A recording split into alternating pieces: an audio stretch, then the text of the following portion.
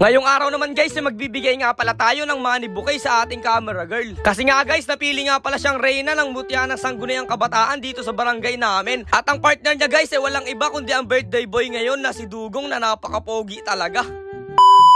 So what's up mga kanapadaan lang. So ngayong hapon nga guys ay eto nagme-makeup nga pala guys itong camera girl natin. Kasi nga guys, napili nga pala guys magreyna dito sa barangay namin itong camera girl natin bilang isang mutya ng sangguniang kabataan. At shoutout nga pala guys sa nag-makeup dito sa camera girl natin na si Jeff at saka si Rapi na Magic Hands. Grabe, napakagagaling. Kitang kita nyo naman guys, talaga namang nagniningning sa sobrang ganda itong camera girl natin. Talaga namang feel na feel niya guys ngayong araw na siya yung pinakamagandang babae sa balat ng lupa. Pero feel na feel din guys yung araw ni Dugong na siya naman daw pinakampogi sa balat ng lupa na pinanganak. Grabe guys, kitang-kita nyo naman no. Parang si James Bond naman guys yung galawan ni Dugong dito. Talaga namang napakagaling, parang biglang may lalabas na espada yun sa likod. Sabi ko nga guys kay Dugong, halikan niya muna kayo at eto daw i-smack kiss niya kayo para daw sumaya kayo guys.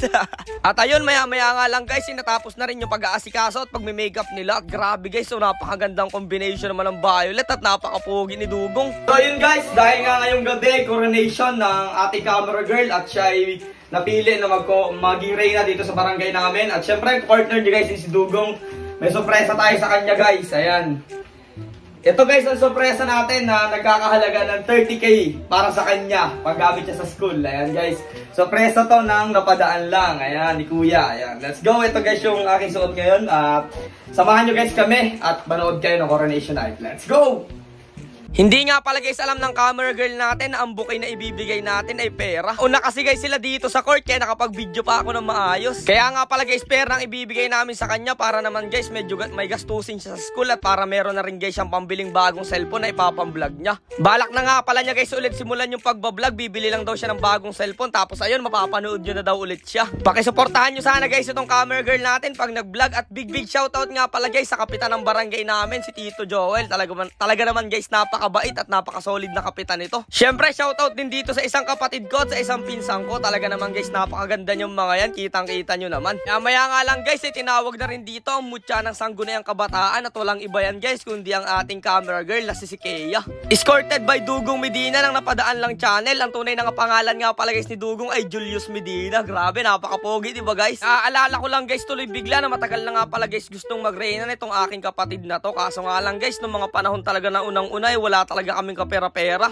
Miski guys pang arkela talaga ng gown na hindi namin makaya. Kaya sa halip guys na i-arkela namin ng gown binibili lang namin ng bigas kasi nga guys lima rin kami magkakapatid. Pero salamat talaga kay Lord kahit papaano guys nakaranas naman itong bunsong kapatid namin. At syempre pinaranas na rin natin sa kaibigan natin si Dugong kung paano ba maging escort ng ganitong kandidata. Nagpapasalamat kami sa lahat ng mga solid na sumusuporta sa amin dyan. Kasi guys kung hindi rin dahil sa suporta nyo hindi namin mararanasan yung ganitong buhay. Pero ang kapalit naman nun guys pasasayahin namin kayo palagi. At dito naman guys tinawag na nga pala ang mutya ng sangguniang barangay. Grabe guys, napakaganda rin yan. At kasunod naman yan guys tinawag na rin nga pala itong mutya ng batuhan. Batuhan nga pala guys ang tawag dito sa barangay namin. Kaso nga lang guys wala namang masyadong bato dito. At habang nakaupo nga guys dito yung camera girl natin, habang nakatayo dito si Dugong ay grabe, natutuwa akong pagmasdan guys silang dalawa. Hindi ko talaga guys lubos akalain na makakaranas kami ng ganitong pangyayari sa buhay namin. Talagang pangarap lang guys to ng kapatid ko dati, pero ngayon guys kaya para naming maabot ito. Tapos maya-maya lang guys may nag-intermission nga pala guys dito mga bata. Bigla ko naman guys naalala na talaga ng mga bata pa kami ni Dugong ay suki rin kami ng intermission number.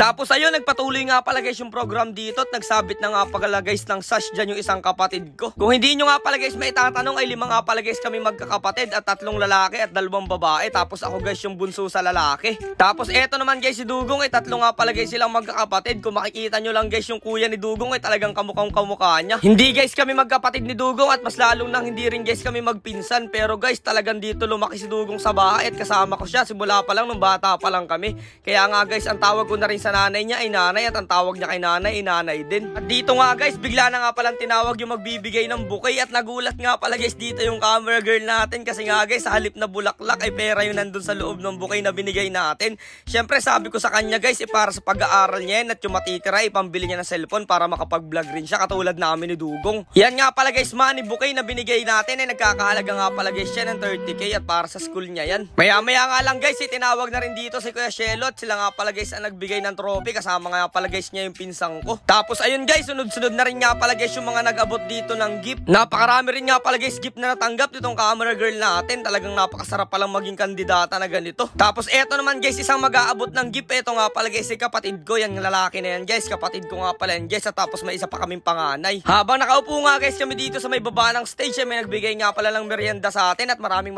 salamat sa mga BHW ng aming barangay.